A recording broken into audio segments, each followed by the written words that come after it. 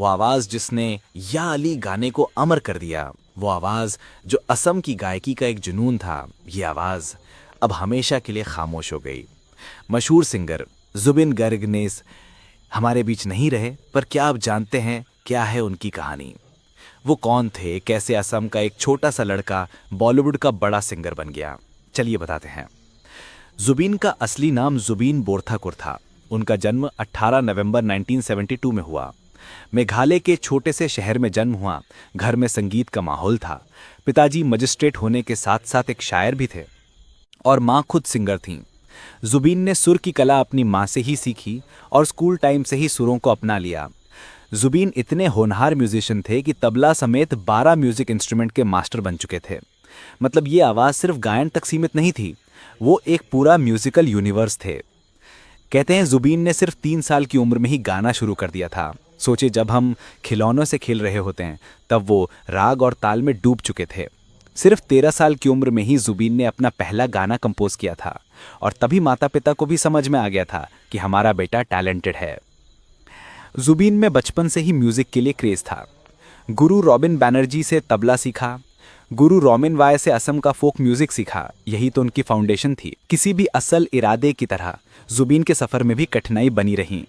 College छोड़ा, संगीत के लिए जी जान लगा दी, छोटे छोटे शो किए और धीरे धीरे वो असम और उसके आसपास के इलाकों में पहचान बनाते गए। स्कूल के दिनों से ही वो गाना लिखते थे और यही गाना लिखना उन्हें बाकी कलाकारों से अलग बनाता था। नॉर्थ ईस्ट में वो सिर्फ एक सिंगर नहीं थे, बल्कि इमोशन थे, फीलिंग थे। असमीज और बंगाली म्यूजिक में उनका कंट्रीब्यूशन अनमैचेबल था। लोकल कॉन्सर्ट से स्टार्ट किया, फिर धीरे धीरे रिकॉग्निशन मिलनी स्टार्ट हुई। बट बॉलीवुड में ब्रेक पाना, ये तो अलग ही कहानी थी। 4 फरवरी 2002 जुबिन की जिंदगी में प्यार आया, गरिमा सैकिया के रूप में। फैशन डिजाइनर थी गोलाघाट असम की। म्यूजिक और फैशन का एक कॉम्बिनेशन ब्यूटीफुल था। 2006 31 साल की उम्र में जुबिन को सबसे बड़ा ब्रेक मिला। फिल्म थी gangster, a love story. Music director Pritam ने उन्हें गाना दिया और वो गाना था या अली। या अली, या अली, रहम वाली या अली। ये सिर्फ एक गाना नहीं था, ये तो जादू था। इमरान हाशमी के लिप्स पर जुबिन की आवाज़, कंगना रनावत का डांस और शाइनी आहूजा की एक्टिंग। बट सबसे ज़्यादा याद रहा जुबिन की पैशनेट सिंगिंग। इस गाने ने ओवरनाइट जुबिन को नेशनल सेलिब्रिटी बना दिया। नॉर्थ ईस्ट का लड़का जो सिर्फ रीजनल सर्किट्स में फेमस था, अचानक से पूरे इंडिया में हाउस होल्ड नेम बन गया। या अली की सक्सेस के बाद कई डोर्स खुल गए, बॉलीवुड में और प्रोजेक्ट्स मिले। बट जुबिन का दिल हमेशा नॉर्थ ईस्ट के म्यूजिक में ही था। जुबिन सिर्फ सिंगर नहीं थे, वो एक कंप्लीट आर्टिस्ट थे। Music director, composer, lyricist, music producer, actor, film director, film producer, इतने रोल्स एक साथ हैंडल करना, ये सिर्फ जुबिन जैसा वर्सेटाइल आर्टिस्ट ही कर सकता था। जुबिन के फैंस के लिए वो सिर्फ सिंगर नहीं था, वो इमोशन था।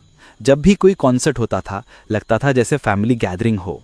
शिकागो यूएसए में 2011 में स्पेशल गेस्ट आर्टिस्ट के रूप में इनवाइट किए गए। इसका मतलब था कि उनकी आवाज़ इंटरनेशनल लेवल पर भी पहुंच चुकी थी। असम का highest paid singer, north east का प्राइड, बॉलीवुड का बिलवड वॉइस, जुबिन के पास सब कुछ था। बट सबसे बड़ी बात यह थी कि उनकी आवाज़ में सोल था, इमोशन था। सितंबर 19, 2025 एक आम सा दिन था। सिंगापुर में नॉर्थ ईस्ट फेस्टिवल के लिए गए थे, जहां एक हादसे का शिकार हुए और समुद्र में डूब गए। तुरंत रेस्क्यू किया गया, हॉस्पिटल में भर्ती किया गया, डॉक्टर्स ने इंटेंसिव केयर में रखा। लेकिन 52 साल का यह हसीन सफ़र यहीं रुक गया। दोस्त, आज जब या अली सुनेंगे तो आंखें नम हो जाएंगी। जब कोई असमीज फोक सॉन्ग बजेगा तो दिल भर आएगा। जुबिन गर्ग सिर्फ एक सिंगर नहीं थे, वो एक इंस्टीट्यूशन थे।